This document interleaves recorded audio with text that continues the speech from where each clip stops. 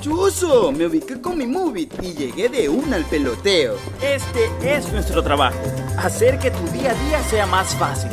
Por eso en ATM somos más que tránsito.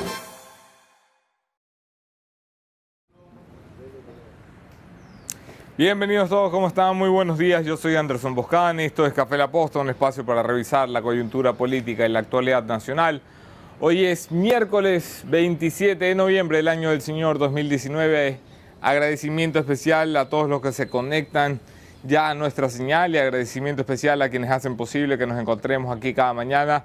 Lo cito de memoria, pero con cariño, Azúcar Valdés, porque detrás de cada uno de estos sobrecitos de azúcar se esconden 180.000 plazas de trabajo, es decir, 180.000 familias que dependen de esta actividad. Seguro Sucre, Gobierno del Guayas, la ATM de Guayaquil, que se une al Club de Marcas que apoya el periodismo independiente. Por supuesto, El Escalón, que es mi casa en Guayaquil, Sixt Rentacar, que permite que nos movilicemos de forma cómoda y segura por Quito y Guayaquil. Y creo que Smart App, los abogados que permiten que los emprendimientos no metan las cuatro patas. Allí sí, cumplida la cuota comercial, hacemos una revisión muy rápida de los hechos. Esto es En Caliente.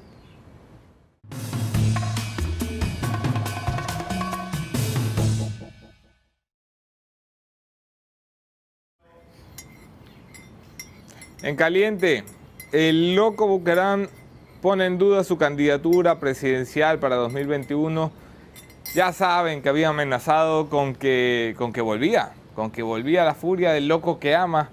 Ayer ha comunicado a algunos periodistas que tras hacerse unos chequeos en Panamá, unos chequeos rutinarios de su salud, ya no le parece tan buena idea, ya no está tan seguro, ya lo deja en veremos.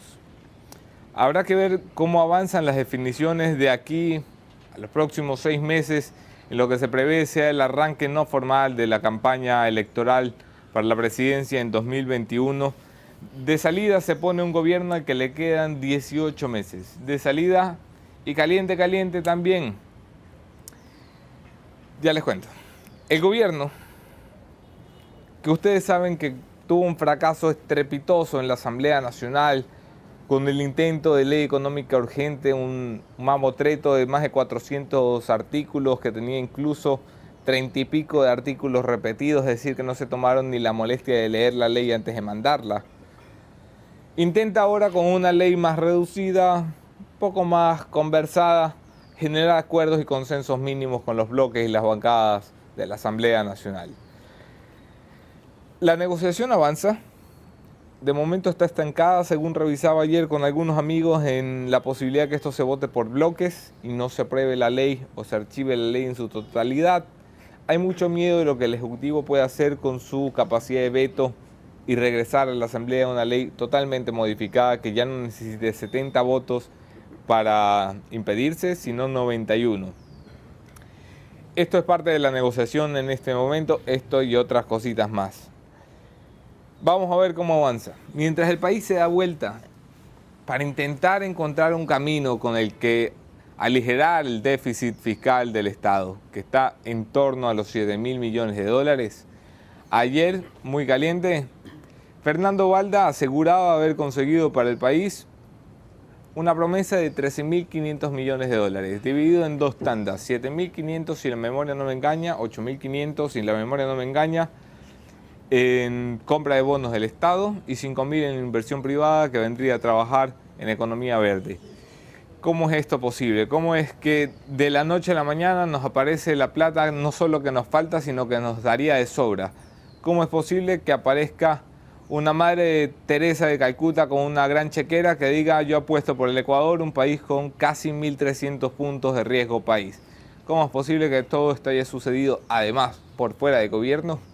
Se lo preguntamos al mismísimo Fernando Balda, un buen amigo de esta casa. Lo recibimos esta mañana, quédense en la entrevista.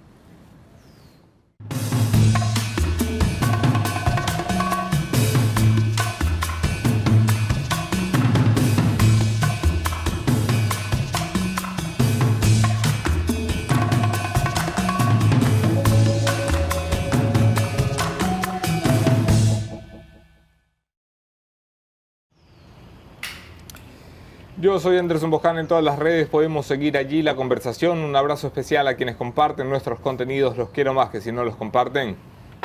Y bienvenido, Fernando Balda. ¿Cómo estás? Buenos días, Anderson. Como siempre, muy honrado por esta invitación. Bienvenido de vuelta, hermano. A ver, ¿cómo es que pasamos de sentarnos a conversar de cómo te habían secuestrado a empezar a conversar de cómo se puede pagar el rescate del Ecuador? ¿Qué es esta vaina que has presentado ayer?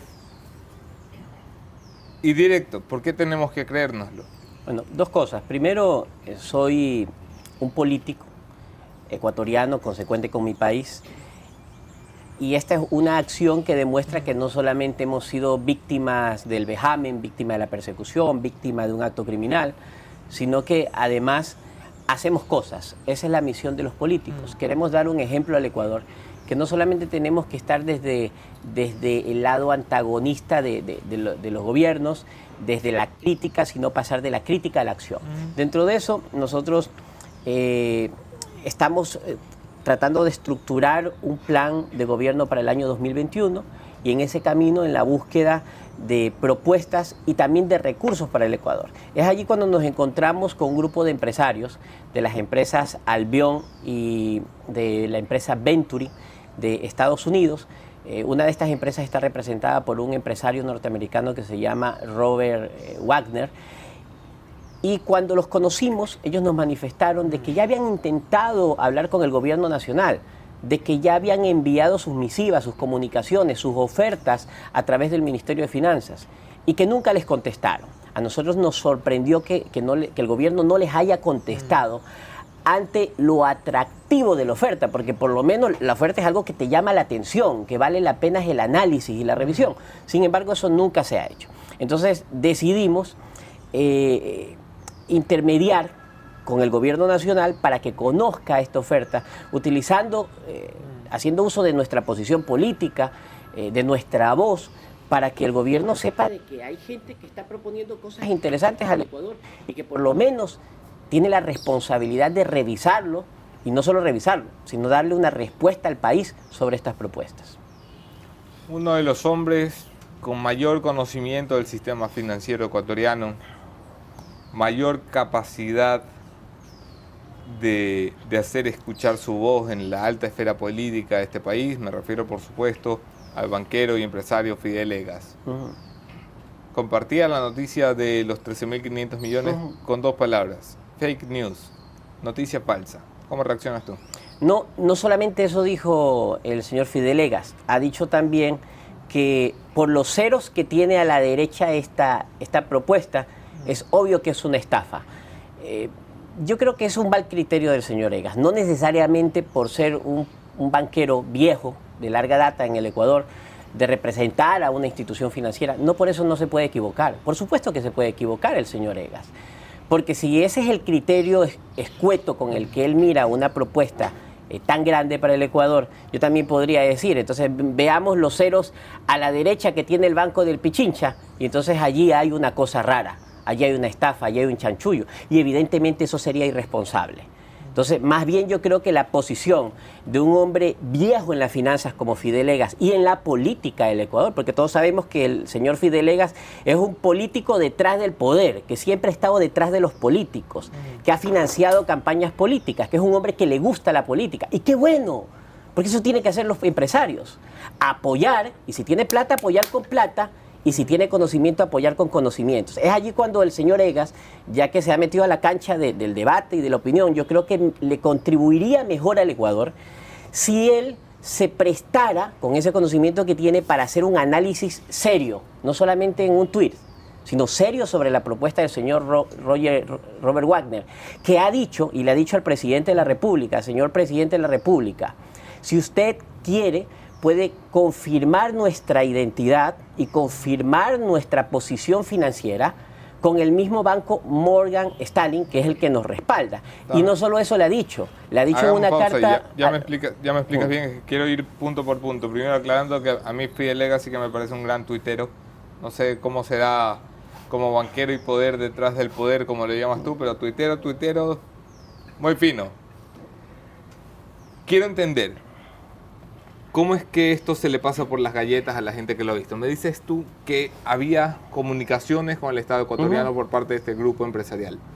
son comunicaciones formales, quiero decir, hubo cartas remitidas al Ministerio de Finanzas y a Carondelet, al presidente de la República. ¿Cómo funcionó esa comunicación? Hermano, no solo eso, tengo en mi poder reenviado un correo que envía el ejecutivo de cuenta de Morgan Stanley, que le dice al correo oficial del ministro de Finanzas: la propuesta que le está haciendo el señor Roger Wagner cuenta con todo nuestro respaldo.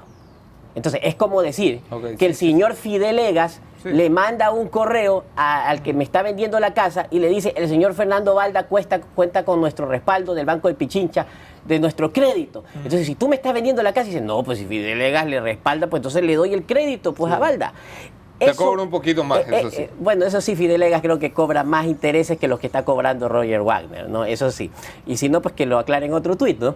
Ahora, mira, a mí me parece inverosímil, como tú dices, que una propuesta de esta se le haya pasado por las galletas al ministro de Finanzas, Richard Martínez. Para mí eso no es una omisión, eso no es un error. En las condiciones que está el Ecuador, eso es un pecado, Anderson. Eso es un pecado, eso es imperdonable. O sea, no puede un ministro de Finanzas de un país que está asfixiándose, de un país que está en terapia intensiva, y vienes y le dices al ministro de Finanzas: señor ministro, aquí está la pinta de sangre y la bomba de oxígeno. Y el hombre ni siquiera abrió el correo, ni siquiera respondió. El ministro de Finanzas tiene que darle una respuesta seria al país sobre este tema. Y la respuesta puede ser dos. ¿Sabe qué? Verifiqué y el señor Robert Wagner es un farsante, no lo respalda nadie, ¿verdad? O si no, ¿sabe qué? Oiga, no. Preguntémosle, yo quisiera preguntarle, y no sé si puedo hacer una pregunta al ministro. Hombre. Ministro, yo tengo entendido que usted ya recibió una disposición de que se comunique directamente con el señor Robert Wagner, y también de que se comunique con el banco Morgan Stanley para que verifique usted, no haga verificar de terceros, ni tampoco esté usted preguntando por ahí quién conoce a Robert Wagner, sino que usted llame a Robert Wagner y llame también al banco Morgan Stanley. Quiero saber si lo hizo. Yo creo que no lo ha hecho. Porque si el ministro recibe una disposición, solo hay una persona por arriba del ministro. O sea, el presidente le dispuso esto al ministro Richard Martínez, dices tú. Yo tengo información certera, Anderson, me arriesgo a decirlo así, que el presidente le dispuso al ministro que lo haga, pero hasta anoche, a las 11 de la noche, Robert Wagner nos dijo que no ha recibido ninguna llamada de parte del ministro Martínez. Mira, yo de miles de millones ni en monopolio. O sea, yo entiendo poco de esto. Pero lo que suelo entender es que no va la gente por ahí diciendo: yo tengo plata para un país inviable como parece el Ecuador. Yo tengo plata para un país que tiene el riesgo país por las nubes. Yo tengo plata para un país que está fracasando en llegar a un acuerdo legislativo para poder sacar y saldar sus deudas y honrar sus compromisos. Yo tengo plata para un país que no le alcanza el servicio de la deuda para honrar los compromisos con su principal acreedor, que es China, y que tiene que ver la manera de renunciarlo. Yo lo que sé es que la gente no mete su plata en lugares que no pintan bien, y el Ecuador financieramente no pinta bien. Entonces me genera dudas. ¿Por qué? ¿Por qué alguien querría venir y poner 13.500 millones en Ecuador, salvo que le apeste la plata y quiera quemarla? Bueno, no tanto es así, sino que hay gente que no es ortodoxa como el mercado ordinario. Hay gente que tiene otra visión, una visión diferente de hacer las cosas. Nosotros conocemos cómo funciona el sistema financiero convencional, es decir, cómo funciona el Fondo Monetario Internacional, la CAF, el Banco Mundial, etcétera. Ellos tienen financiamiento, pero siempre y cuando como contraparte haya un factor impositivo. Es decir, te presto, pero tienes que subirme los impuestos, tienes que eliminar los subsidios, y a veces adquirir ese tipo de compromisos no significa lo que pasó en octubre.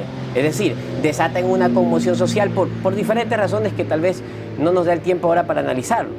Pero lo que sí te puedo decir es que así como hay entes que tienen ese tipo de políticas, hay empresarios visionarios que saben que el Ecuador es un país búscame el país productivo, más jodido de América del Sur, que ahí quiero meter toda mi plata.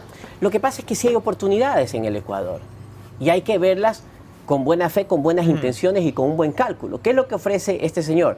Tampoco, ojo, hay que aclarar una cosa, ¿no? Robert Wagner no es junta de beneficencia. Robert Wagner no es un filántropo al 100% con sus finanzas. Es un empresario.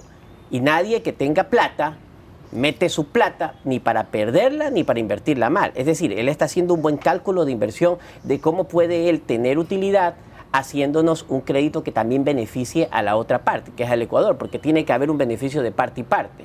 ¿Qué es lo que está ofreciendo? Hablemos de las condiciones. ¿Qué es lo que está ofreciendo Robert Wagner? Y esto es importante aclararlo para eliminar los cucos que por ahí veo se están especulando en torno a esta propuesta. ¿Qué es lo que dice este señor? Ustedes tienen bonos soberanos, como casi todos los estados del mundo. Que son bonos basura. Con este riesgo país es un bono basura. No, pues, ¿quién quiere un bono del Ecuador en este momento? Como para que el que nos está viendo, porque no todo el mundo está obligado a saber de economía. Yo tampoco es que soy un perito, pero sí te puedo decir que si en este momento el Estado te paga con un bono soberano porque no tiene liquidez para dártelo en efectivo, tú con este papel, si sales a la calle y preguntas en el mercado nacional o internacional cuánto me puedes pagar por este bono, si este bono vale, pongámosle $1.000, lo que te van a pagar es 300 o 350 dólares, es decir, al 35% del valor nominal, del costo real. Eso es la penalidad que el mercado nos impone porque este bono no vale. ¿Qué dice Roger Wagner? ¿Sabes qué? En el mejor de los casos te paga el 40, ¿no? Sería el país de las maravillas o sería un milagro si te pagan el 50. Pero Roger Wagner dice, yo les voy a pagar al 85% del valor nominal. Entonces, no es que hay que ver que Wagner se está ganando el 15%, no, sino que nos está dando más del 35% de lo que nos pagaría cualquiera, primero. ¿Por qué hace eso? Tú dices, bueno, dice que le sobra la plata. Bueno, tal vez sí le sobra. ¿Sabes por qué? Porque en otros países del mundo, los empresarios tienen excedente de liquidez. Mientras nosotros aquí en Ecuador y un empresario ecuatoriano trabaja para comer todos los días, hay gente en otras partes del mundo que tiene dinero para que vivan sus 5 siguientes generaciones. Él ya no está trabajando para vivir, está trabajando para que vivan después de 50 años las nuevas generaciones. Uno de esos es Roger Wagner. Entonces plantea una compra de bonos, es decir, esto no es, señor presidente, deme la cuenta del Estado ecuatoriano que ahí le manda una transferencia de 8.500 millones. Esto sería, señor presidente, haga que su país emita bonos en mercado internacional, me supongo, pero no hay otra forma. No, ya existen los bonos. Tiene el Estado bonos. Ok, pero tiene que colocarlos en el mercado internacional para que se compren. Exacto. Okay. Los bonos primero tienen que, hay un proceso, tiene que hacérselo a través de una casa de valores, tiene que colocarse en el mercado internacional, eso es Morgan Stanley, JP Morgan, estos bancos, para que ellos se encarguen de la negociación. Lo que hace Robert Wagner es tener el respaldo financiero de estas instituciones para que el Estado sepa que está hablando con una persona que sí tiene esas finanzas y que tiene también la capacidad de gestión sobre ese tipo de negocios. Hay otro tipo de penalidad que tienen los bonos, no solamente el riesgo país, que aumentó, pues tú sabes que antes de que se archivara, teníamos 800 y pico, a 1100 y a los 4 días a 1200, es una locura. Sí. Los bonos, cuando el Estado emite los bonos, dice, emito tantos bonos en tal valor nominal y según lo anunció el ministro Richard Martínez, iban a emitir ahora 1.000 millones en bonos con un interés del 10 punto algo %. Sí, sí. ¿Qué quiere decir eso? Chuico. Que si aparte me paga el Estado con bono, cada año este bono a mí se me incrementa a favor mío arriba de un 10%. ¿Qué dice Roger Wagner? Te recibo los bonos, pero para darte un mayor beneficio, no me lo pongas al 10 punto algo, pónmelo solamente al 6.75. Es decir, no solamente que nos paga más de lo que en el mercado internacional nos pueden pagar por los bonos, sino que me dicen, el interés que me vas a pagar por comprarte un papel, bájamelo del 10 punto algo al 6.75 para que sea más beneficioso para ti. Y si eso fuera poco, Wagner... Paremos ahí, todavía no vayamos al otro. Está diciendo, en bonos, más o menos, él promete 8.500 millones de dólares. Que sería equivalente a 10.000 millones en bonos, ¿no? Okay. Que sería equivalente a 10.000 millones de dólares en bonos. ¿A cambio de qué? ¿Qué gana él? Porque con las condiciones que me estás planteando, no gana nadie. Exacto. A ver, primero, él tiene una corrida financiera interna, que eso ya no me compete a mí, porque quiero aclarar, yo no soy operador del señor Wagner. En este momento me he vuelto obligadamente un vocero de esta gestión porque soy yo el que ha dado la cara, soy yo el que estoy poniendo el pecho, soy yo el que incluso está arriesgando su imagen, su buen nombre, a que esto funcione o no funcione. Y si yo le estoy poniendo el pecho a esto es porque he hecho mis verificaciones para saber que estoy hablando de una persona que existe, una persona real, una persona que cuenta con el respaldo financiero. Por eso lo estoy haciendo. Y porque creo que esto es bueno para el Ecuador. Segundo, ¿qué gana Roger Wagner?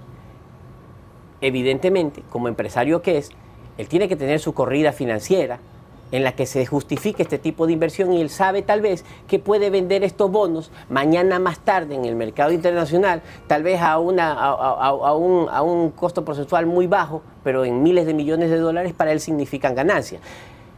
¿Qué es lo que él sí pide y que donde yo creo que él sí va a ganar mucho dinero, ¿verdad? Porque recordemos, es un empresario, no lo va a hacer gratis. Él le pide que como contraparte, él le dice, yo le compro estos bonos a ese valor para que ustedes se beneficien, pero ustedes permítanme ir al Ecuador y llevar otros 5.000 millones de dólares para invertir.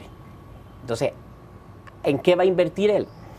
Él desea invertir en una tecnología que permita convertir ciertos tipos de energías que se utilizan a partir de la quema de derivados, etcétera, por energía limpia. Específicamente una de ellas es, nosotros cuando pasamos por las refinerías o por los pozos petroleros, vemos que hay unas teas, que son unas chimeneas que están quemando constantemente el gas que sale de los pozos petroleros. Eso contamina. Ellos lo que quieren es que permitan hacer una tecnología que se toma ese gas, se lo convierte en energía eléctrica y ya no se lo quema. Esa implementación de esa tecnología es la que ellos quieren hacer en el Ecuador y le venderían al Ecuador la misma energía, la energía que utilizan para operar esas plantas, con un costo aproximadamente al 50% del costo actual. Es decir, aparte de que vienen a invertir 5.000 millones, que va a generar trabajo, que va a generar el movimiento de materiales, etcétera, etcétera, van ellos a beneficiarnos con un costo de energía menor.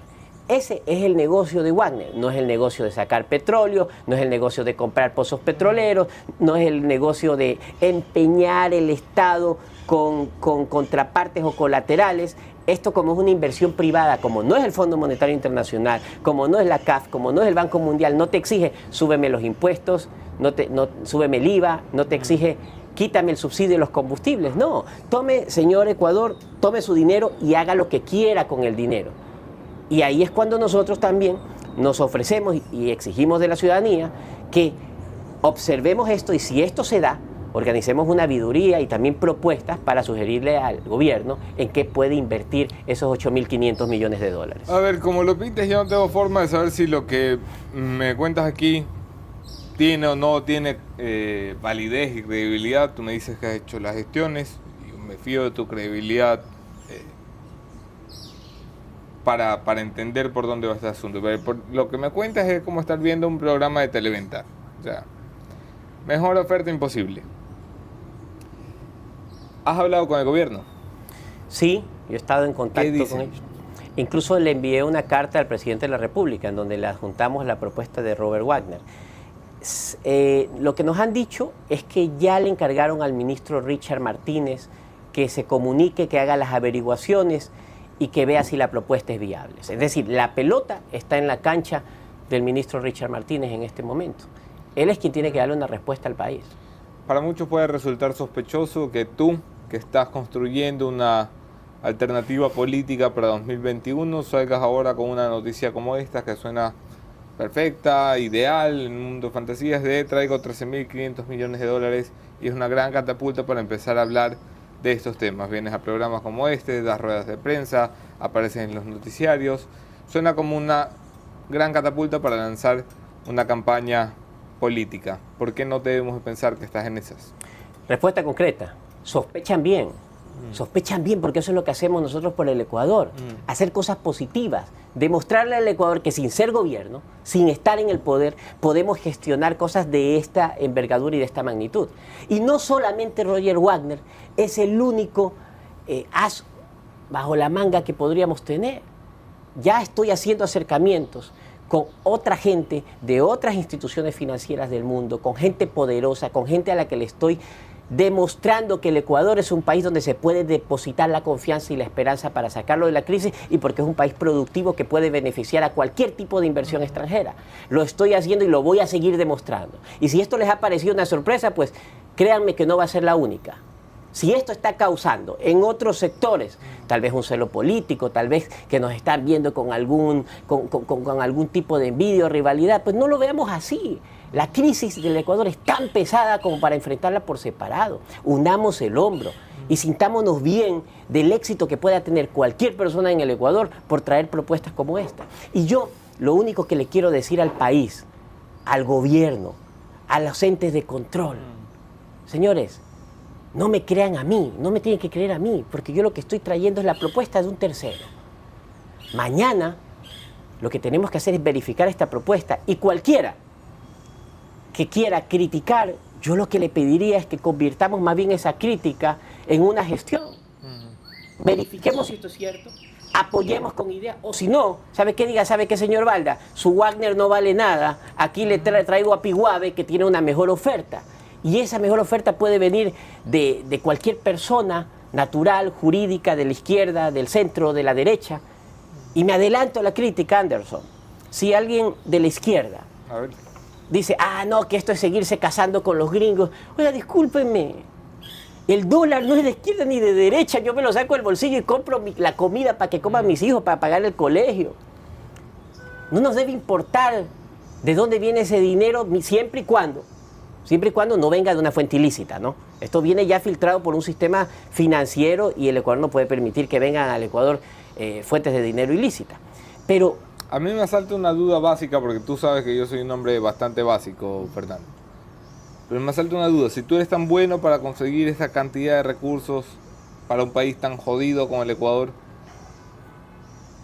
¿por qué no me da la impresión de que seas tan bueno para conseguir una cantidad así de recursos en tu vida privada y personal? Me refiero, metiéndote en una empresa o generando empleo, porque no te he visto en esas. Bueno, mira, nosotros venimos de una familia muy trabajadora. Si tú puedes verificar mi vida, incluso cuando estuvimos exiliados en Colombia, ahí está, hay material fotográfico, material fílmico, que han sacado documentales, que han hecho medios de comunicación en Ecuador. Nunca nos hemos muerto de hambre. Me vas a ver a mí en fotografías y en videos con un sartén friendo pescado vendiendo comida en Colombia. Me vas a ver aquí también en mis negocios particulares. Tengo un estudio jurídico que se llama Balda y Abogados. Sí. Es una firma que está a nombre de mi esposa. O sea, somos emprendedores. No me muero de hambre, no me hace falta nada, no vivo como mi amigo Álvaro Novoa, no vivo como el señor Fidelegas, pero no me muero de hambre. Y eso dentro de nuestra microeconomía. Pero cuando eres un actor político, tienes la oportunidad de pegar esos grandes saltos para el país. Y eso es lo que estoy haciendo, con responsabilidad. Y el que me diga que no quiere que personas, que seres humanos, que ciudadanos, hagamos lo que estamos haciendo y que le parezca que está mal lo que estamos haciendo, discúlpeme, yo creo que está equivocado y se vuelve un enemigo de la prosperidad o de la buena visión que tengamos de país. Y el que me diga que no le gustan los dólares gringos, entonces que me diga, pues, que me lo presente pues a Vladimir Putin. Créanme que si me lo presenta lo convenzo de invertir en el Ecuador, o a López Obrador, o a los Castro de Cuba. Pero no veamos solamente la crítica a la izquierda, también hacia la derecha. En la derecha donde están los banqueros, incluso la banca tiene hasta un candidato a la presidencia. Yo pregunto, ¿por qué ellos? ¿Por qué Fidelegas? ¿Por qué el señor Guillermo Lasso? Llámese como se llamen, los Acostas, de cualquier banco. No hablemos de uno.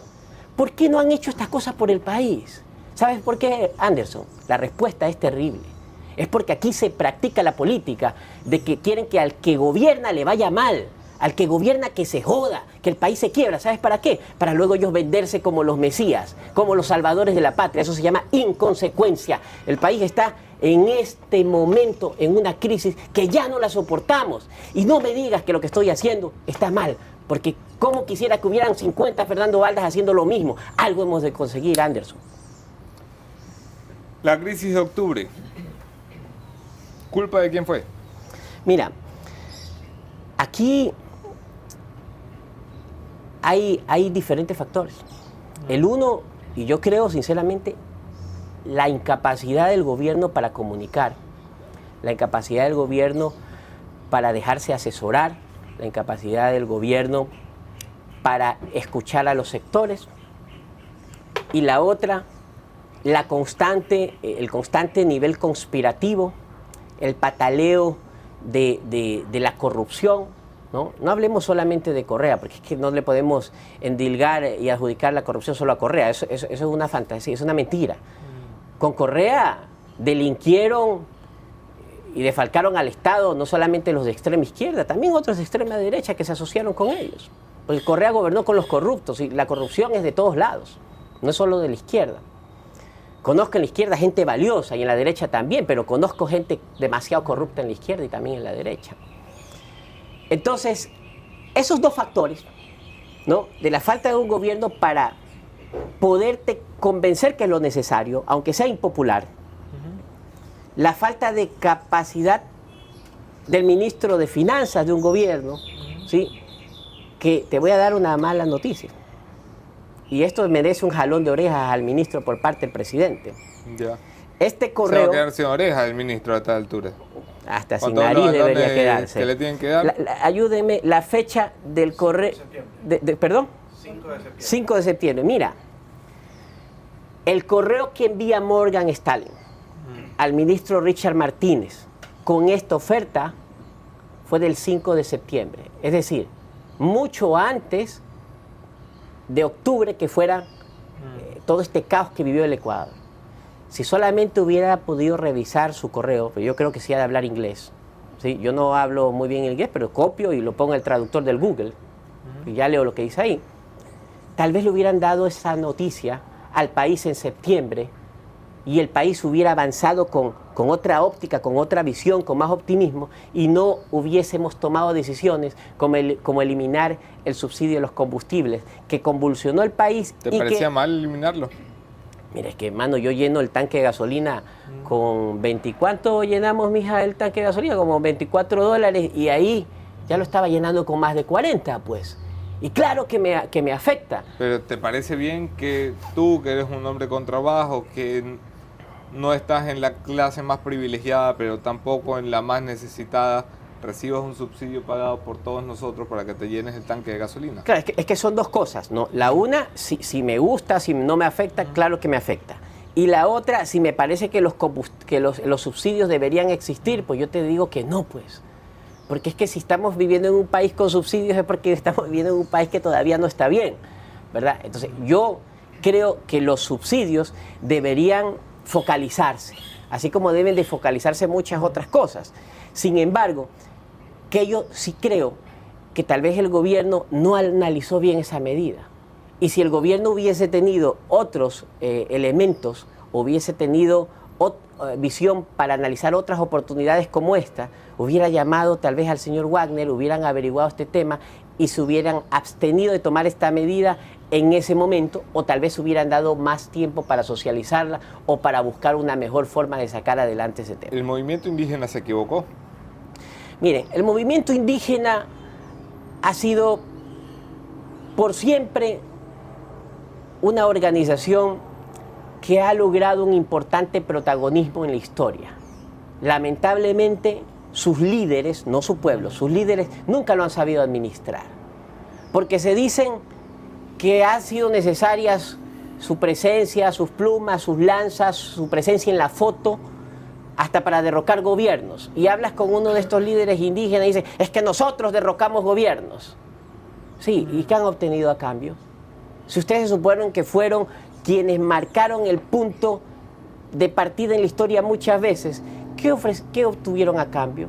Todos sabemos que han negociado, que han obtenido contrapartes como ministerios, como presupuestos para algunas organizaciones indígenas. Pero te metes a la población indígena y encuentras gente que vive en la mayor y absoluta miseria, que a veces no sabe que el resto del mundo existe. ¿Culpa de quién es eso? De sus líderes. Discutía yo con una dirigente de la CONAIE, una amiga hace poco, y me decía, no, Fernando, que no es así, que la pobreza es generalizada. Claro, la pobreza es endémica, pero también ponte a ver otros modelos en otras partes del mundo donde sí los líderes, y no solamente indígenas, afros, montubios, etcétera, pueden sacar adelante a sus pueblos.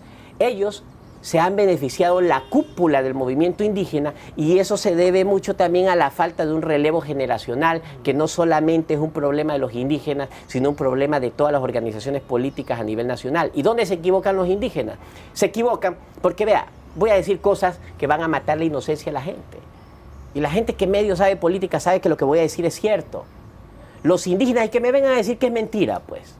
Para sus marchas, que se dicen ser ellos de extrema izquierda, incluso reciben plata hasta de la extrema derecha para marchar.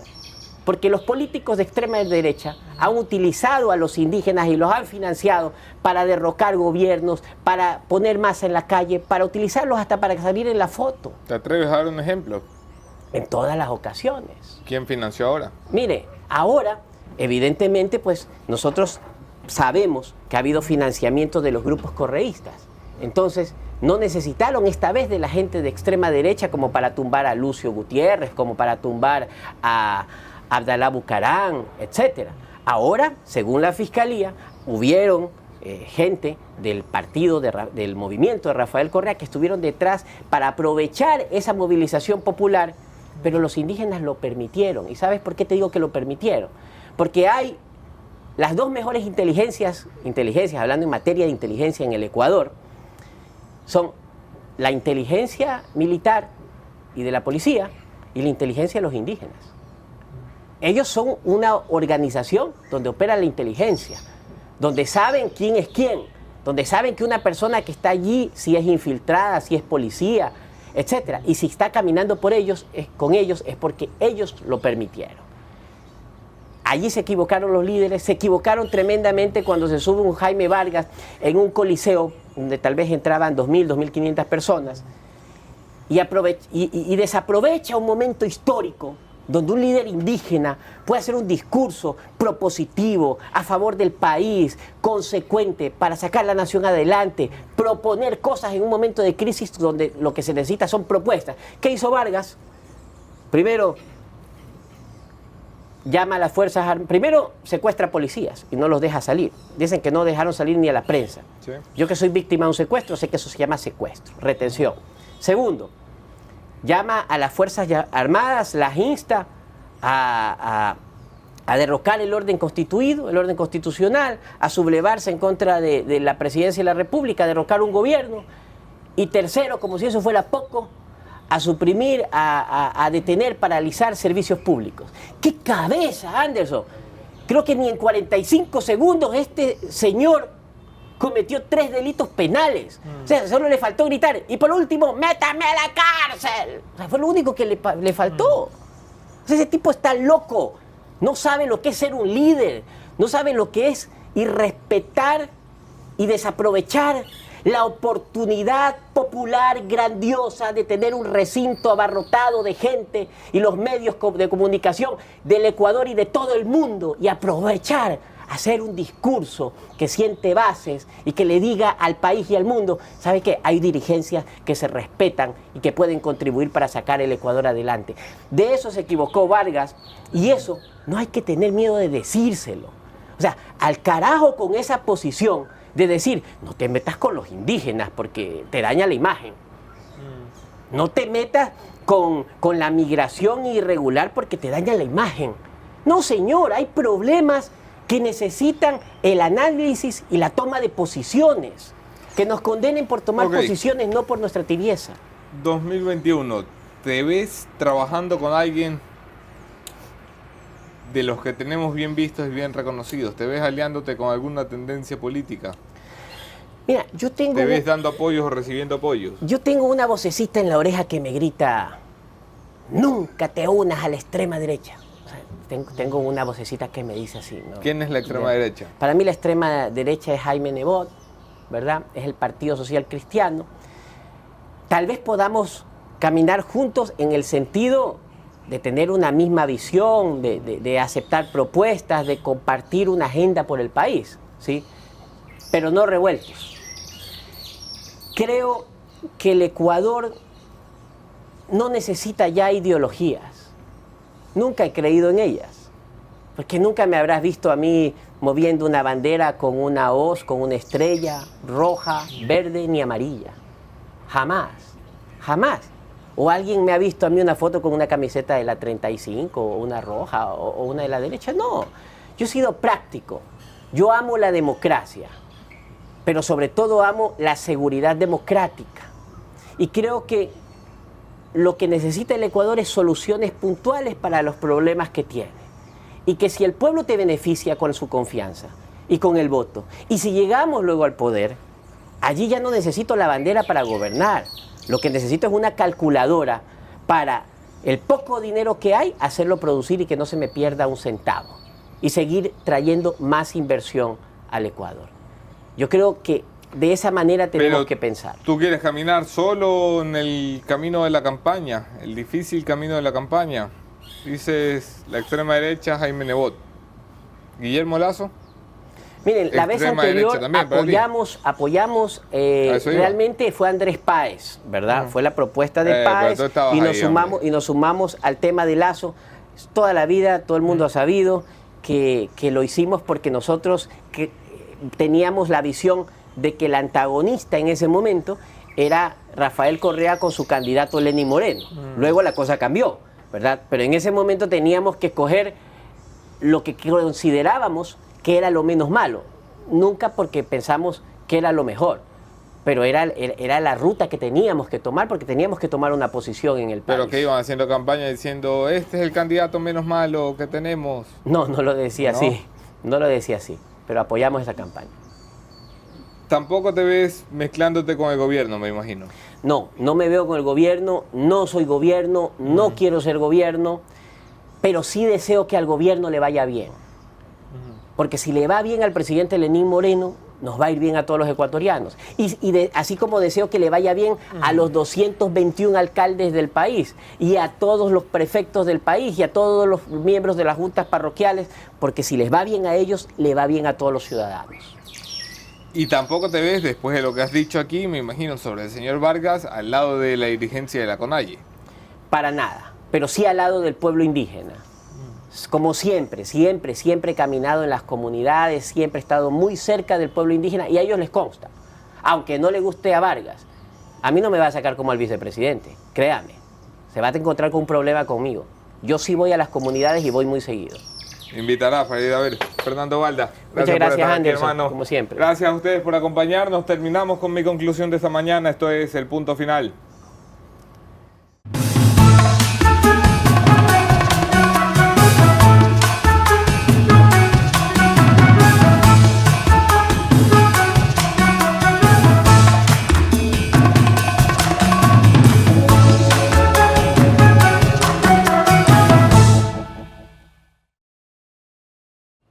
De vuelta al debate en la Asamblea Nacional sobre qué vamos a hacer con este nuevo proyecto de ley económica urgente.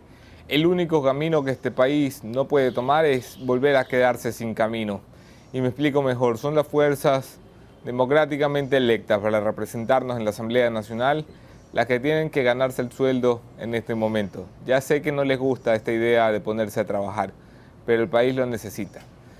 No cabe un ministerio de la ley que haga pasar una mamarrachada sin control legislativo y no cabe tampoco un archivo que entierre para siempre las posibilidades de llegar a acuerdos mínimos.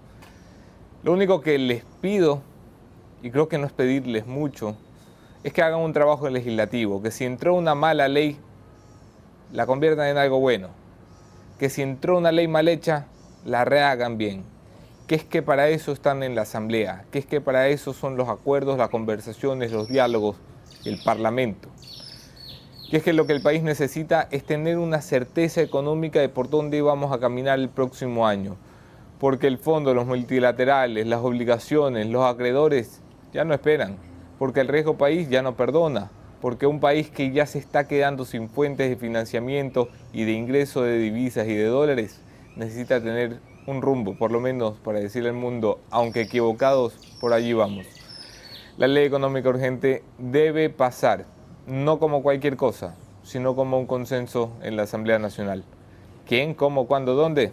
Amanecerá y veremos. Aquí nos vemos mañana, otro tema, otro entrevistado, mismo entrevistador. Me acompañará el ex asambleísta Cristian Viteri, hablamos, por supuesto, de arroz verde.